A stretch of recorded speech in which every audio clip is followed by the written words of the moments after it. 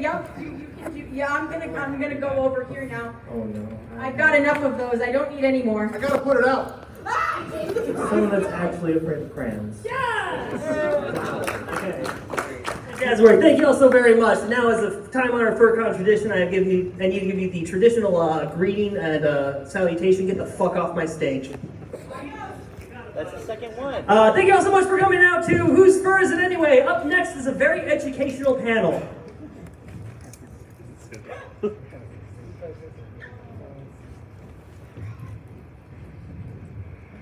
Hello everyone, my name is Firr.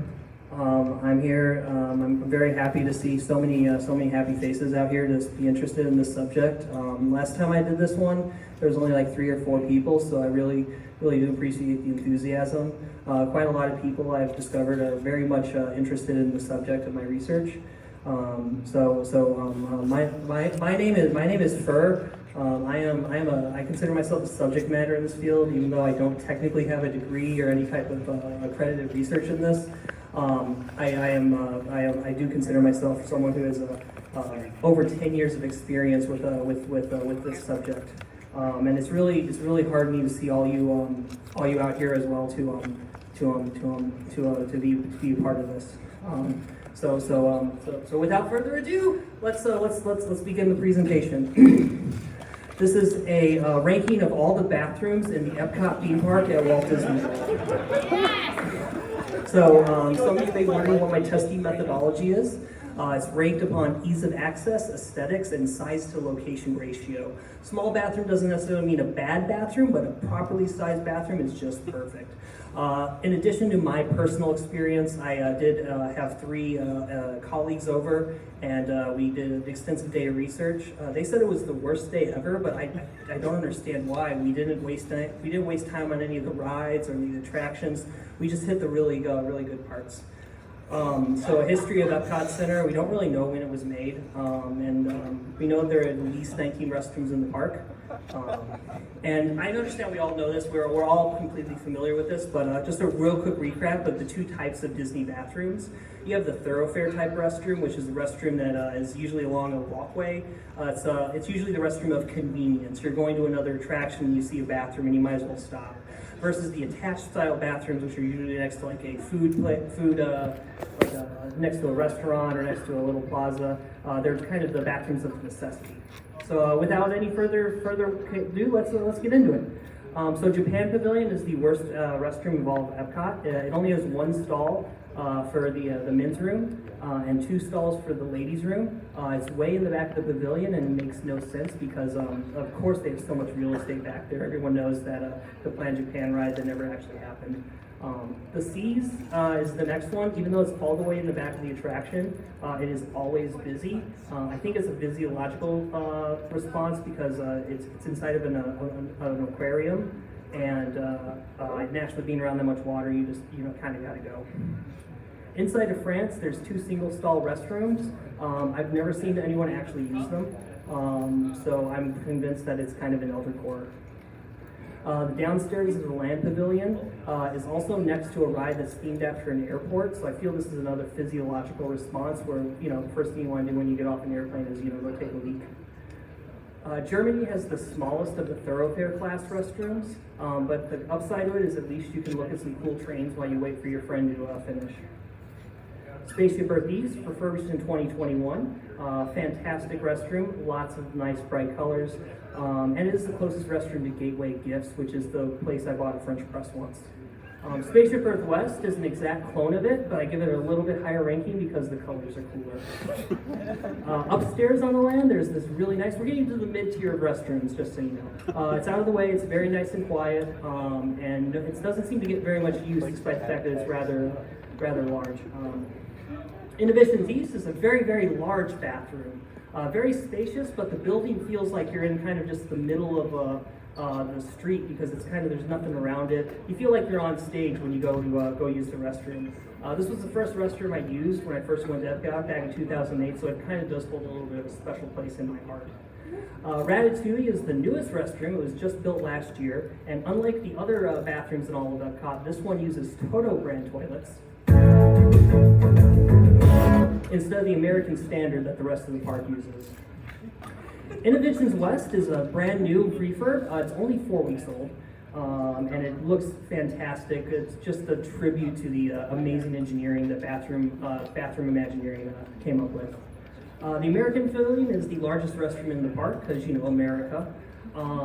But the one downside to it is if you are going to make a destination event, this is the furthest restroom from the entrance of the park, so expect to have a long walk. That's the only thing you plan on doing.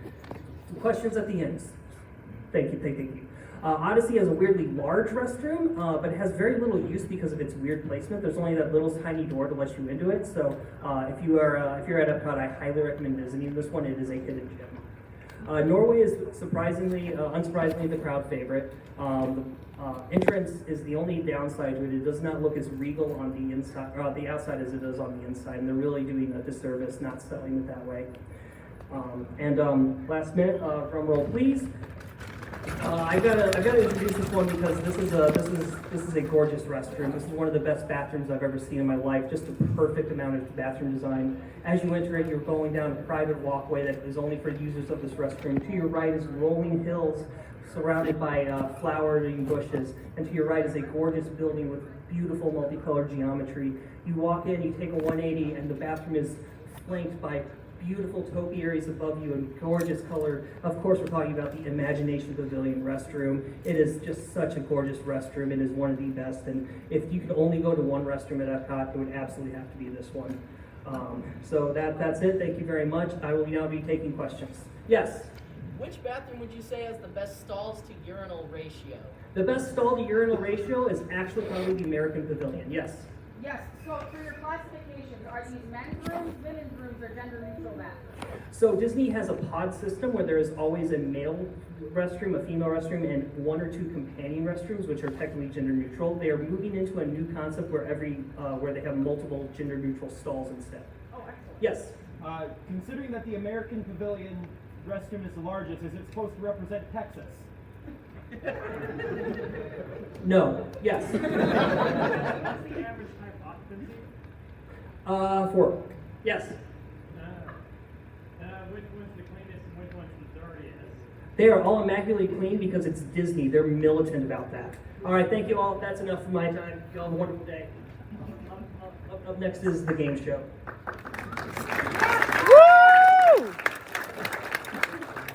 I still don't know who this Firr guy is.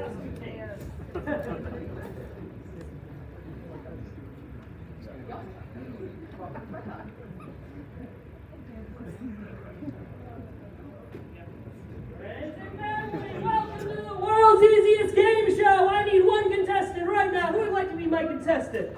Oh, Mr. Pendez, please come up to the front of the stage. Yeah, Pendez! Now, one of my biggest issues I've ever had is that game shows are just way too confusing. There's stairs back there if you need them. On stage. Bathrooms are just bathrooms. The last panel, so refreshing. Game shows have always been just incredibly confusing. Game shows have just been incredibly confusing. It has way too many questions that have really, really deeply complicated answers. I want to make a game show that anyone could win. I want to make it an incredibly easy game show. Pendez, the point of this game show is incredibly simple. I'm going to ask you 10 questions. And if you get all 10 questions correctly, you win our grand prize, a $22.50 gift card to Tim Hortons. I'm sorry I had to go buy a double-double. Woohoo! All right, without further ado, someone put 60 seconds on the clock. Oh, that's me. All right. How long did the 100 Years' War last? 100 years. What country makes Panama hats? Panama. From what animal do we get catgut? Cats. In what month do the Russians celebrate the October Revolution? October. What is a camel's hair brush made out of? Camel hair. The Canary Islands in the Pacific are named after what animal? Canaries. What was King George VI's first name? George. What color is a purple finch? Oh, it's like a darkish blue. I'm gonna say purple. What country are Chinese gooseberries from? Chinese. No, that's not a country. China.